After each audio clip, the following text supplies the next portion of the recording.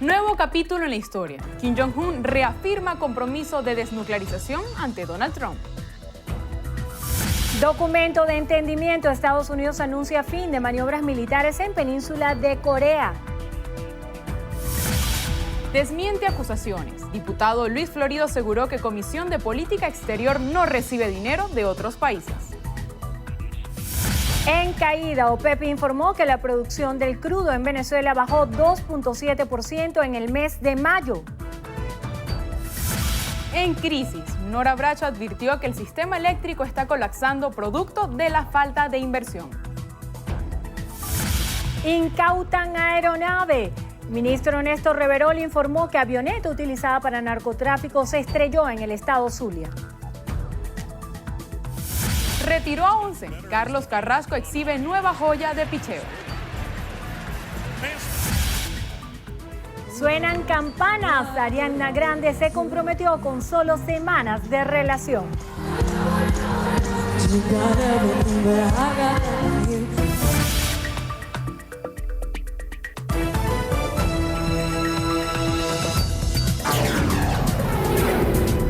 Noticiero Venevisión. Información justa y balanceada. Buenas tardes, amigos. Sean todos bienvenidos a la emisión meridiana de su Noticiero Venevisión. Muy buenas tardes, Venezuela. Les saludamos en nombre del equipo de Noticiero Venevisión, Carielis Cuadros y esta servidora Endrina Yepes. Comenzamos a revisar las informaciones y lo hacemos de inmediato. El presidente de Estados Unidos, Donald Trump, y el líder de Corea del Norte, Kim Jong-un, firmaron este martes en Singapur un histórico documento con el que el país asiático se compromete a la total desnuclearización de la península. Yesel Tobías, de La Voz de América para la Alianza Informativa Latinoamericana, nos tiene los detalles. Adelante, Yesel, te escuchamos. Un acuerdo firmado para iniciar la desnuclearización de Corea del Norte y poner fin a los ejercicios militares entre Estados Unidos y Corea del Sur fue el resultado de la histórica cumbre bilateral entre el presidente Donald Trump y el líder norcoreano Kim Jong-un. Trump dijo que confía en que los acuerdos alcanzados en esta reunión, que inició a las 9 de la mañana hora local de Singapur, serán cumplidos por ambas partes. El mandatario estadounidense aseguró que Kim Jong-un hará lo necesario para desmantelar su programa nuclear y demostrarle al mundo que tiene intenciones sinceras de buscar la paz.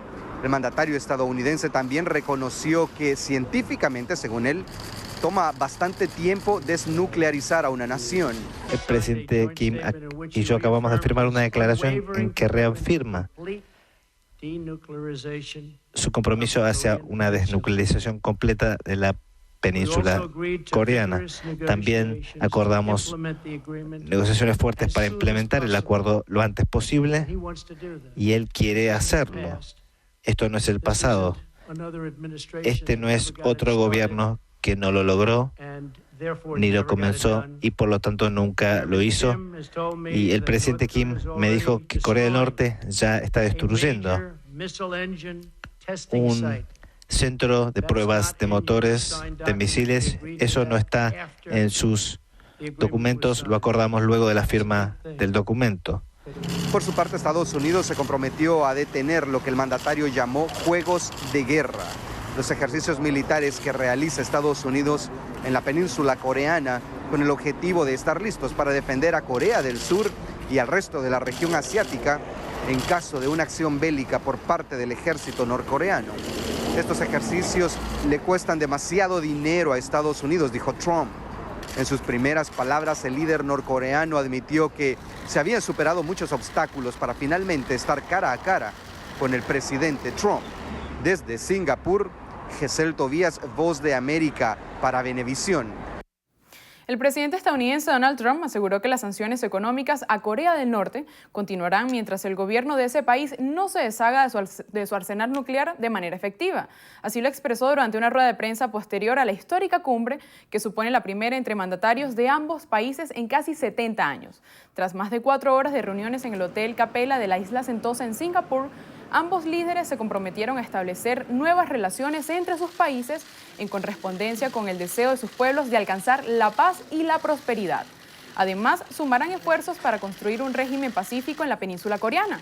Igualmente buscarán recuperar a los prisioneros de guerra y desaparecidos en combate, incluyendo la repatriación inmediata de aquellos que ya han sido identificados y seguirán con las negociaciones que lideran el secretario de Estados Unidos, Mike Pompeo, y un alto cargo de Pyongyang. Hay que destacar que el contenido del documento no había sido difundido oficialmente. Sin embargo, se filtró gracias a un descuido de Trump, quien mostró el acuerdo ante las cámaras, logrando ser capturado por los fotógrafos presentes. Este lunes 11 de junio inició la revisión de la información biométrica del electorado que sufragó en las pasadas elecciones, donde fue elegido el presidente de la República y los integrantes de los consejos legislativos estadales. La auditoría de datos de electores en su segunda fase comenzó con el repliegue de datos de la máquina de votación. En la jornada inicial, los representantes de las organizaciones con fines políticos y técnicos del CNE efectuaron el análisis estadístico posterior de los archivos de marcas de todas las máquinas de votación que transmitieron resultados al Centro Nacional de Totalización. Esta auditoría postelectoral se extenderá hasta el próximo miércoles 13 de junio y es transmitida en vivo a través de la página del Poder Electoral en Internet bajo la producción de la Dirección General de Información y Comunicación del Poder Electoral. El expresidente de la Comisión de Política Exterior de la Asamblea Nacional, Luis Florido, negó que haya recibido recursos provenientes de donaciones de otros países destinados a atender los migrantes venezolanos. Manuel Covela se encuentra en vivo de la Asamblea Nacional y nos amplía. Buenas tardes, Manuel, adelante. Así es, muy buenas tardes, Cariel. Saludos a todos. Hace minutos el diputado Luis Florido hizo su comparecencia pública después de que el pasado domingo el partido Voluntad Popular, al que pertenece el legislador, informara que Florido había sido removido de la presidencia de la Comisión de Política Exterior y sustituido por su homólogo Francisco Sucre.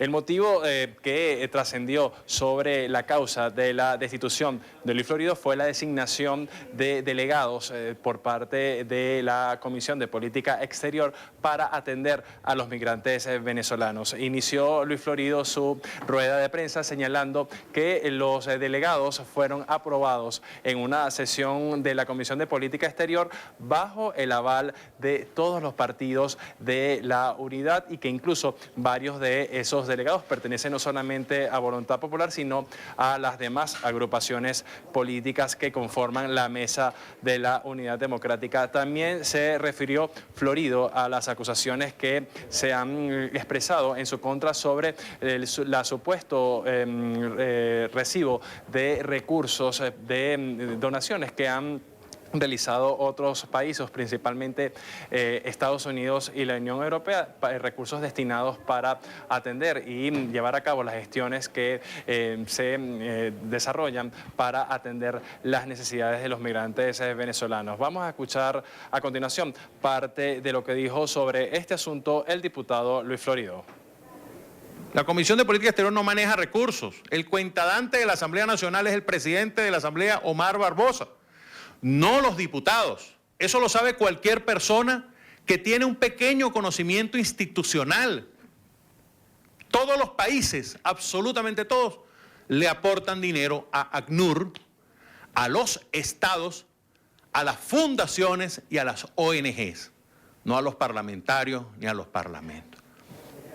Bien, entonces esto fue parte de lo que dijo el diputado Luis Florido en su comparecencia. Señaló Luis Florido que va a mantenerse en el Parlamento, que va a continuar su actividad política y que va en los próximos días a iniciar una gira por todo el país para seguir conociendo y atendiendo a familiares que han tenido alguna pérdida de su entorno familiar, precisamente porque han decidido irse a otros países. Acto seguido de la comparecencia de Luis Florido también realizó declaraciones a los medios de comunicación Juan Guaidó. Él es jefe de la fracción de la Mesa de la Unidad en la Asamblea Nacional y también dirigente del partido Voluntad Popular. Explicó los motivos por los cuales esa agrupación política decidió remover a Luis Florido de la presidencia de la Comisión de Política Exterior. A continuación, palabras de Juan Guaidó. ¿Cuáles son los dos elementos? Sencillos. O sea, la posición o no de pertenecer a la OEA o no, según lo que fue la última declaración. Luis tenía una postura distinta a lo que ha sido tanto el partido como la unidad y la designación de los delegados, que como bien lo explicó Luis, se utilizó una metodología, se sugirió otra. Eso fue sencillamente los dos elementos que hoy llevan a que Francisco asuma la posición.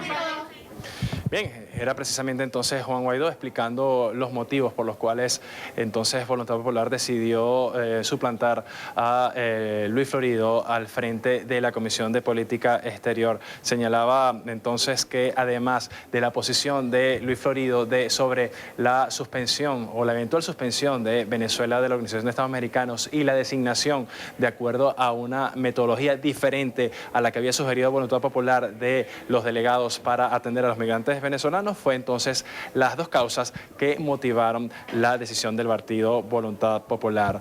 Nosotros con esta información despedimos este contacto. Sigan con más ustedes de la emisión meridiana de Noticiero Venevisión.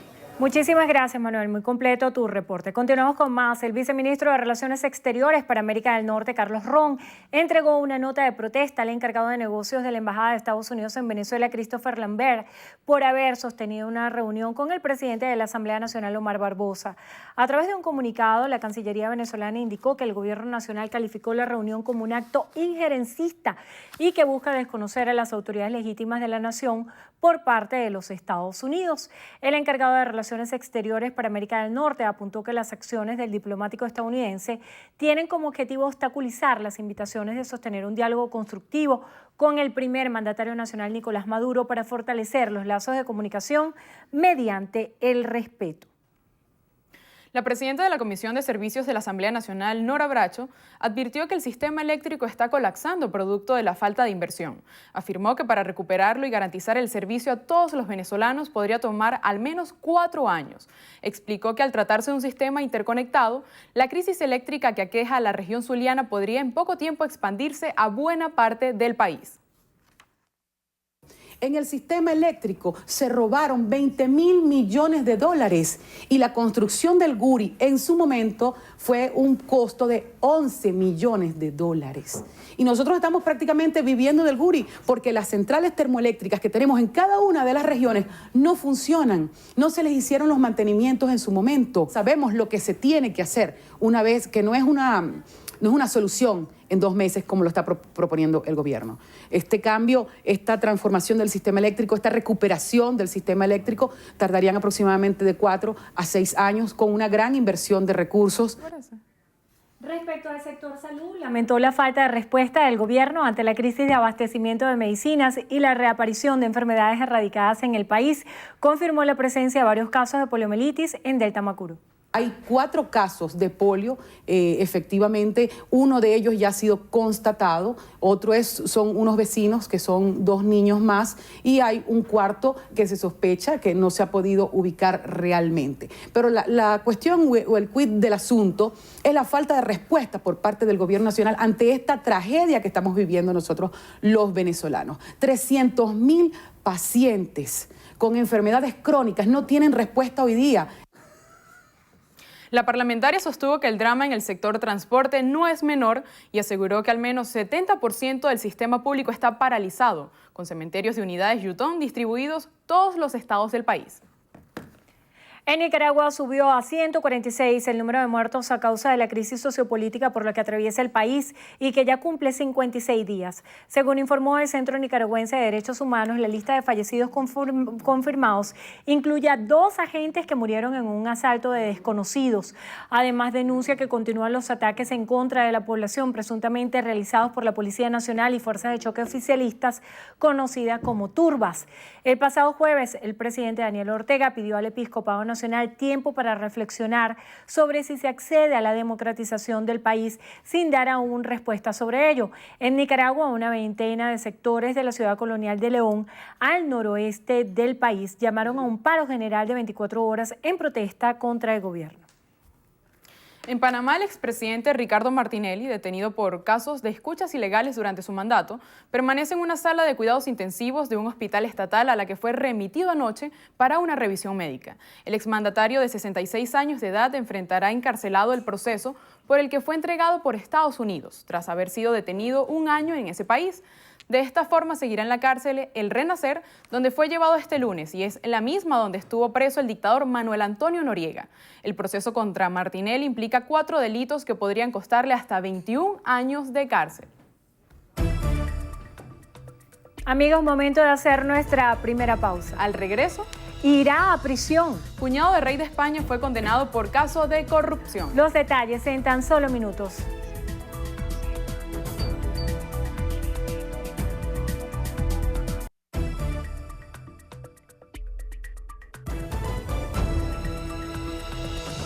Continuamos con más información. Eduardo Piñate, secretario ejecutivo de la presidencia del Partido Socialista Unido de Venezuela, aseguró que toman acciones para crear un nuevo sistema de comercialización de productos básicos y fijación de precios. Liz Flores nos informa. Adelante, Liz. Eduardo Piñate encabezó una jornada con los jóvenes, mujeres y otros militantes del PSUV para buscar soluciones a los problemas del país.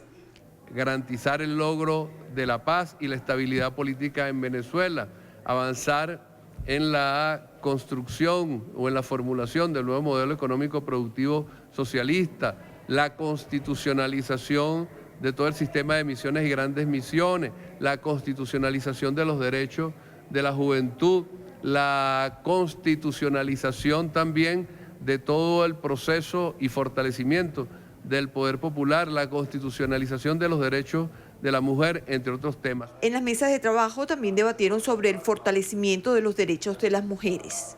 Ampliando, debatiendo sobre los deberes y derechos nuestros en el marco de la construcción de la paz y en medio de justamente la construcción de salidas al laberinto que transitamos en los aspectos económicos, sociales, producto de una arremetida feroz del imperialismo, donde nosotras precisamente no solo es que hemos sido vanguardia para el combate, sino también las primeras víctimas de esa arremetida imperial. Aquí estamos. Este taller sobre los 10 grandes temas de la constituyente y sobre los 6 lineamientos anunciados por el presidente de la República, Nicolás Maduro, se extenderá hasta el próximo miércoles 13 de junio. Posteriormente elaborarán un documento en el que incluirán todas las propuestas presentadas por la Central Bolivariana Socialista de Trabajadores, el Frente Francisco de Miranda y Una Mujer. Desde el Centro de Formación Socialista en San Antonio, Estado Miranda, Liz Flores, Noticiero Venevisión. La Organización de Países Exportadores de Petróleo informó que la producción de crudo en Venezuela cayó 2.7% en el mes de mayo. En su informe mensual sobre el mercado, la OPEP precisó que la producción bajó a 1.39 millones de barriles con respecto al mes de abril, cifra que según diversos institutos especializados independientes acentúa la pronunciada tendencia a la baja de la producción en el país. Según fuentes citadas por el organismo, la elaboración del crudo en la nación ha caído 21% desde el tercer trimestre de 2017. Asimismo, la OPEP señaló a Venezuela, Libia y Nigeria como los socios del grupo que más vieron caer su producción en el mes de mayo.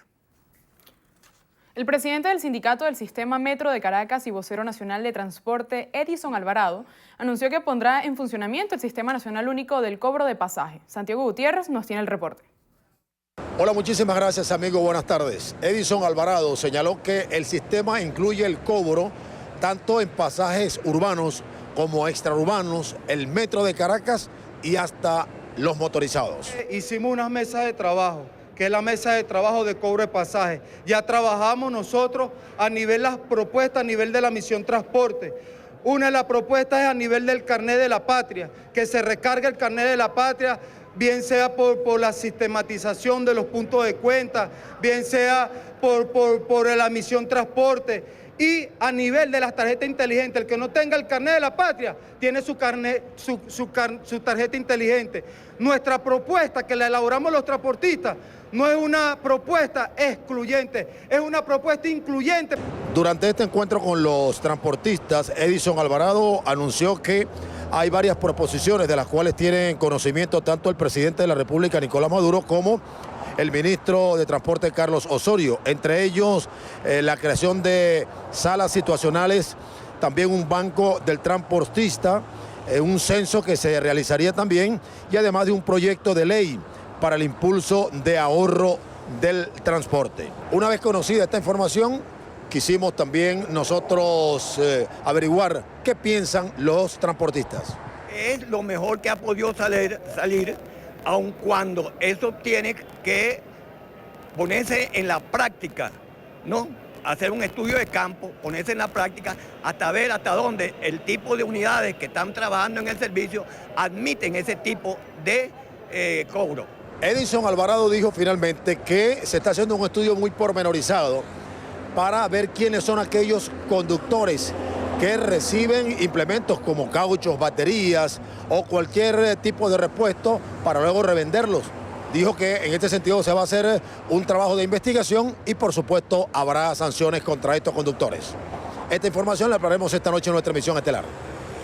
Muchísimas gracias, Santiago. El ministro de Interior, Justicia y Paz, Néstor Reverol, informó que la aeronave que se estrelló en el estado Zulia era utilizada para el narcotráfico y que en el sitio detuvieron a 2 ciudadanos de nacionalidad mexicana.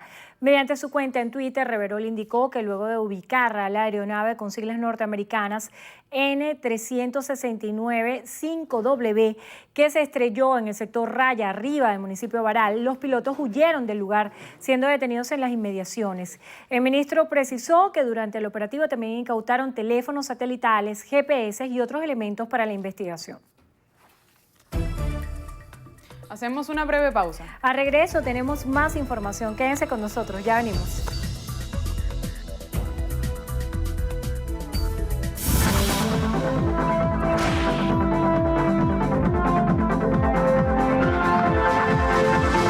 Paciente necesita con carácter de urgencia ranitidina en ampollas y tramal en gotas o cápsulas. Las personas o instituciones que puedan colaborar, favor comunicarse al 0412-811-1516 o al 0412-588-9884.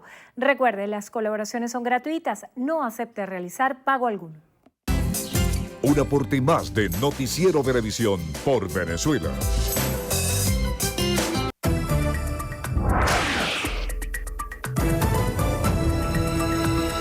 De hacer nuestro recorrido por lo que pasa en el mundo. Iniciamos el recorrido en Ecuador, donde la Fiscalía General solicitó la vinculación del expresidente Rafael Correa en la investigación penal por el secuestro en Colombia de un ex legislador en agosto de 2012. El fiscal general Raúl Pérez indicó que han aparecido datos sobre la presunta participación del exmandatario en el secuestro de Fernando Balda, un político opositor a Correa. Por este caso ya han sido detenidos 3 ecuatorianos. Italia comenzó el traslado de 629 inmigrantes desde el barco Aquarius, quien permanece en alta mar entre ese país y Malta, a otras 2 naves antes de partir a España. Autoridades y organizaciones humanitarias coordinadas por la Cruz Roja ultiman los preparativos para atender en el puerto de Valencia a los subsaharianos que llegarán dentro de unos días. En España, el Tribunal Supremo condenó a Iñaki Urdangarín, cuñado del rey Felipe VI, a 5 años y 10 meses de prisión por un caso de corrupción, lo que supone una reducción de la pena inicial, impuesta de 6 años y 3 meses. Urdangarín, vinculado en el denominado caso de Nos por el desvío de 6 millones de euros procedentes de fondos públicos a una entidad sin ánimo de lucro que él mismo presidía.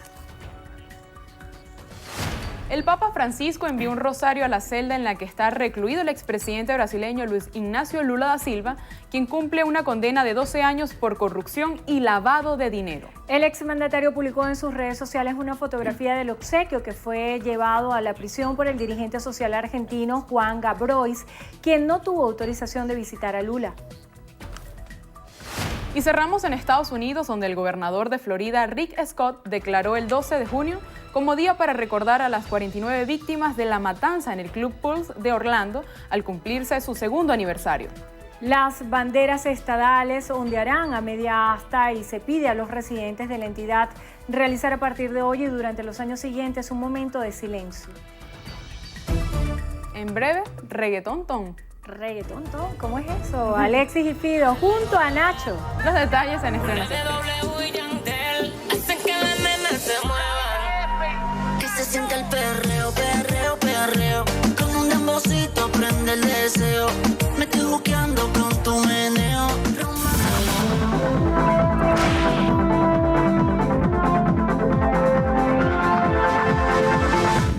Leonardo Loyo necesita con urgencia salbutamol en gotas. Quienes puedan ayudar, favor comunicarse por los teléfonos 0426-912-3223 o al 0426-820-4363. Recuerden, las colaboraciones son gratuitas. No acepte realizar pago alguno. Un aporte más de Noticiero Venevisión por Venezuela.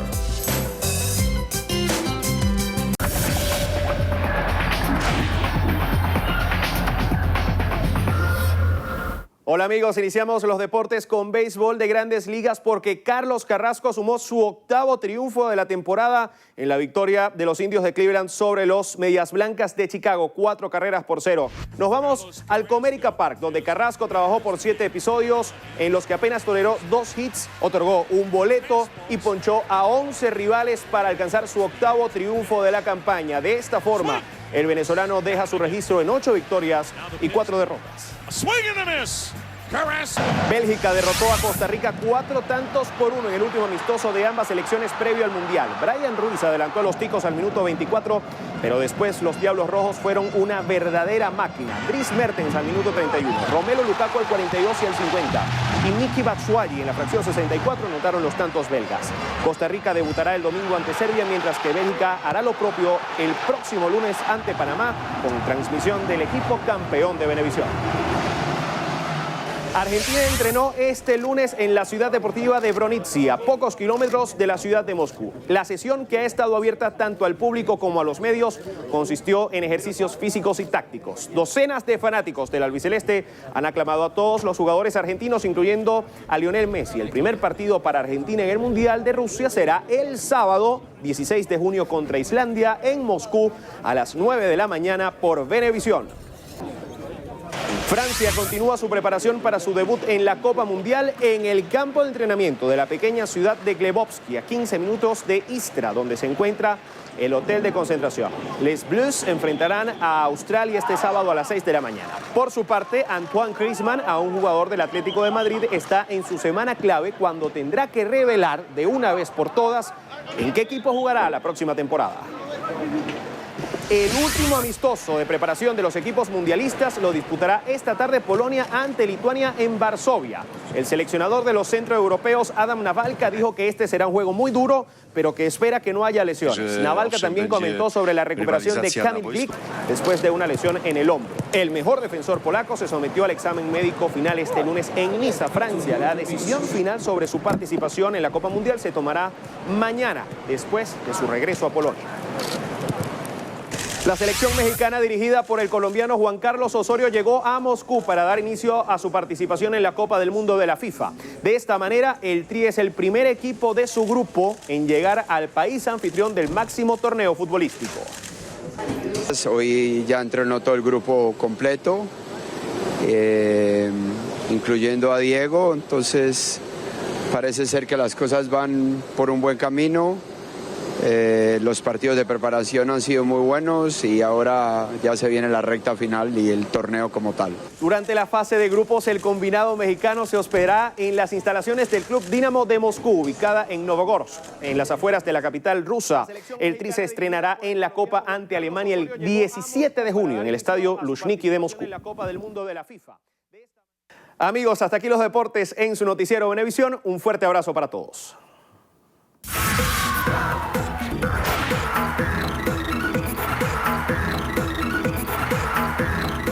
Amigos, iniciamos en las noticias del mundo del espectáculo con Ariana Grande. La cantante se comprometió en matrimonio solo unas semanas de relación. Medios internacionales reseñaron que Ariana Grande se comprometió con el humorista Pete Davidson, con quien lleva saliendo algunos días.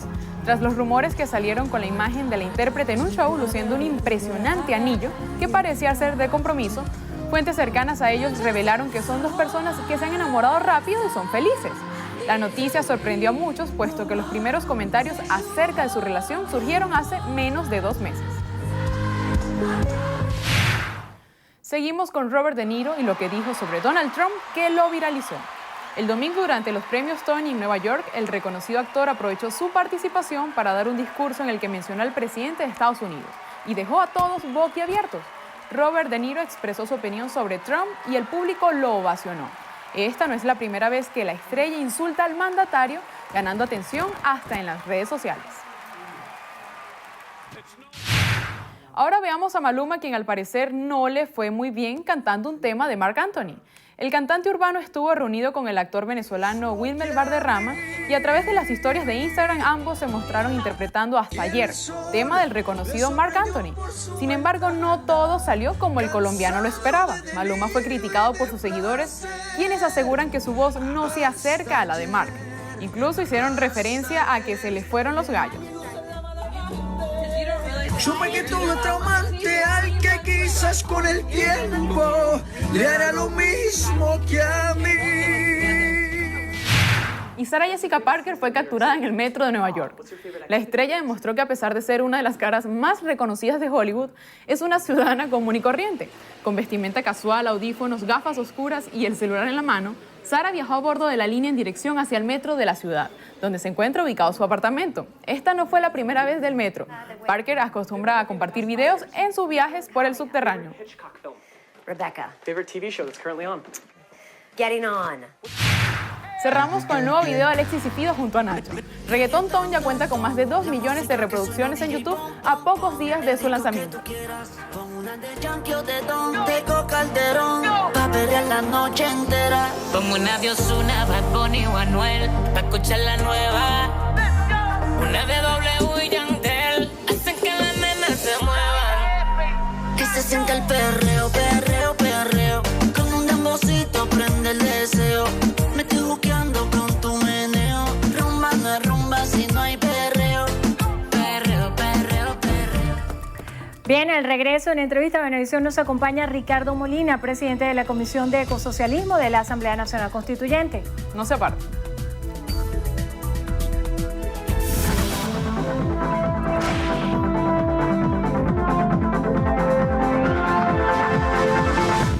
Julia Flores necesita con urgencia carbamazepina de 200 miligramos. Quienes puedan ayudar, a favor comunicarse por los teléfonos 0426-585-1901 o el 0416-783-0091. Las colaboraciones son gratuitas. No acepte realizar pago alguno. Un aporte más de Noticiero Venevisión por Revista Venevisión. Líder en opinión. Por tu canal independiente, Venevisión. Muchísimas gracias por acompañarnos en Entrevista a Venevisión. Ya estamos listos para iniciar nuestra conversación con el invitado del día de hoy. Él es Ricardo Molina, constituyente, presidente de la Comisión de Ecosocialismo de la Asamblea Nacional Constituyente, coordinador de organización del PSUV en Aragua. Gracias por acompañarnos. Gracias a ustedes por la invitación, como siempre. Es muy interesante que comencemos a hablar por un tema que preocupa a todos los venezolanos y es la tragedia de la situación económica que vivimos actualmente. La Asamblea Nacional el día de ayer difundía una información que elaboraba y desarrollaba la Comisión de Finanzas, donde se daba cuenta que la inflación en el país se registró en un 110.1% durante el mes de mayo, lo que representa una inflación acumulada de 1.995.2% en lo que va de 2018. Hay proyecciones del Fondo Monetario Internacional que hablan de un 13.000% a final de año. Sin duda alguna son cifras que dan cuenta de un proceso inflacionario histórico en nuestro país y que causa alarma y preocupación y sobre todo se refleja en la imposibilidad de las personas de comprar sus alimentos, la medicina y de llevar una vida normal. ¿Qué actuaciones ha adelantado el Ejecutivo Nacional cuando una de sus ofertas electorales fue solucionar y revertir esta situación económica? Bueno, fíjate, lo primero que uno le viene a la mente ante esa posición de la Asamblea Nacional en desacato es por qué nunca se han pronunciado en contra de esa página nefasta que forma parte de la guerra económica y que ha tenido una participación muy importante en la destrucción del sistema económico nacional. Ellos nunca se han pronunciado sobre ese tema, es más, apoyan ese tema y han sido promotores para que esa referencia nefasta, repito, se fije como una referencia para todas y todos. Lamentablemente el sistema productivo nacional, el sistema comercial nacional en el sector privado ha adoptado de una manera suicida, en mi criterio, esa referencia. Y hemos visto cómo, producto de eso, muchos del sector privado que se han esforzado durante toda su vida se han descapitalizado, han tenido que cerrar negocios, han tenido que cambiar de ramo y todo por una distorsión en la tasa cambiaria a la que ellos nunca se han pronunciado para rechazar. Por otro lado, eso puede ser para ellos como un trofeo. El que haya esa cifra de inflación, según ellos, es parte del trabajo, de los resultados del trabajo de Julio Borges, de Antonio Ledesma y de todos estos señores apátridas, según mi visión, que han hecho por todo el mundo. Frieguen a Venezuela, en eso es que andan ellos. Y bueno, ahí está el producto. Sin embargo, el pueblo venezolano se ha mantenido estoicamente y seguimos avanzando. Ahora, ¿por qué hemos seguido avanzando, Endrina? Porque hay una política social muy clara, con mucho esfuerzo, con mucho sacrificio, con mucho trabajo por parte de nuestro presidente Nicolás Maduro para garantizar que nosotros podamos cubrir las necesidades mínimas necesarias y que podamos sortear esta avalancha de ataques permanentes. De manera que es un trofeo para ellos, para Julio Borges y para Ledesma y para toda esta derecha súper fragmentada, pero que le hace mucho daño a la población. Nosotros insistimos en el llamado del presidente Nicolás Maduro para superar esta situación tan dura que tiene un componente extranjero muy importante. Estamos peleando contra el imperio más grande de la historia de la humanidad, pero para superar eso tenemos que ver como un proyecto nacional la necesidad de trabajar cada vez más organizados, de fortalecer nuestro aparato productivo, de depender menos de las importaciones, de demostrar de lo que somos capaces. En Venezuela hay capacidades infinitas de resolver problemas, pero venimos de un trance en el que nos acostumbramos a comprar todo.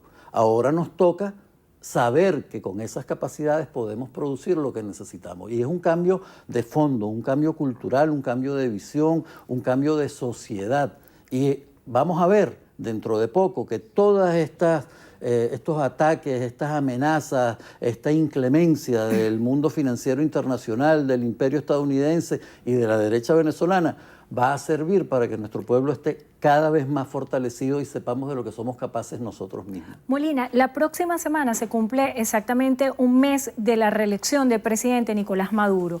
El presidente habría anunciado en su campaña que si resultaba reelecto, iba a ofrecer una respuesta a la situación económica. ¿Por qué se han demorado los anuncios en materia económica y qué se está esperando para hacer esos ajustes a las distorsiones en materia económica que existen hoy en el país? Fíjate. Si yo fuera el presidente Nicolás Maduro, te respondiera.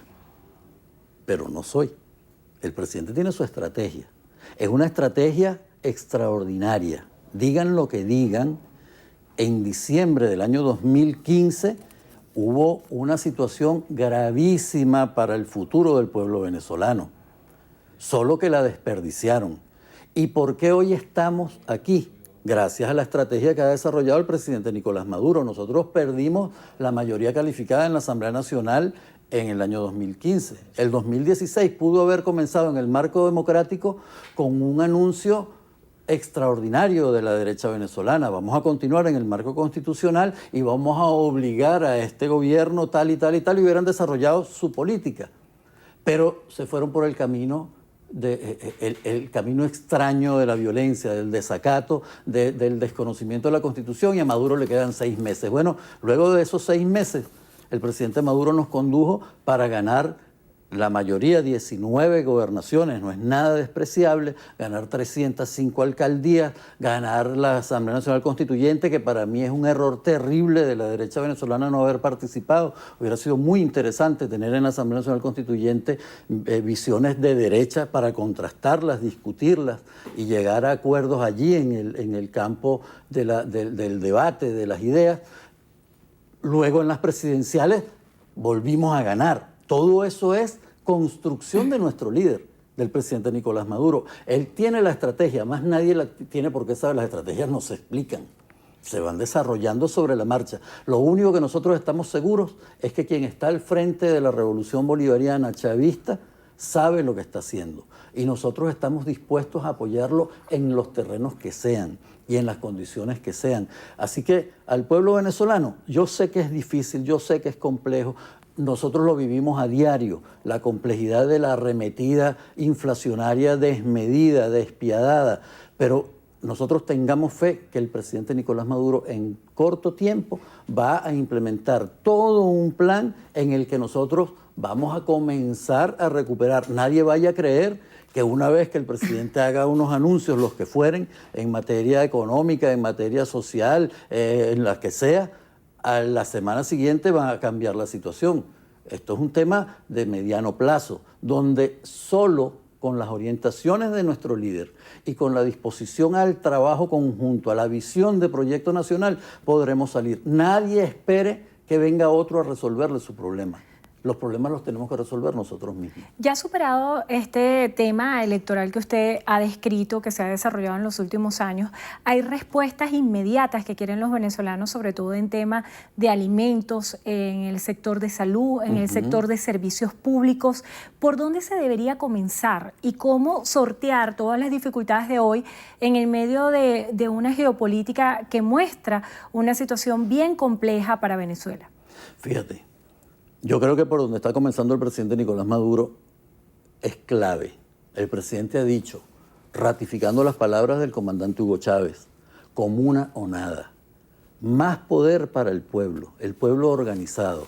Nosotros deberíamos pensar hoy, en la situación en que estamos, en la que hay un problema terrible de transporte, causado por la guerra económica.